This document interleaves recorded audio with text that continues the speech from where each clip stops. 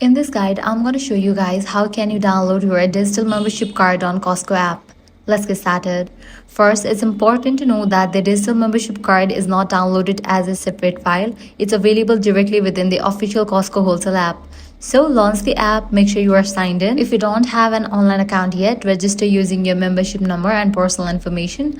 Once you are signed in, navigate to this account page, scroll down and head over to this section of membership. Here you're gonna find the option of digital membership card. Click on that. If it's your first time accessing it, you may be asked to verify your identity or confirm your membership details.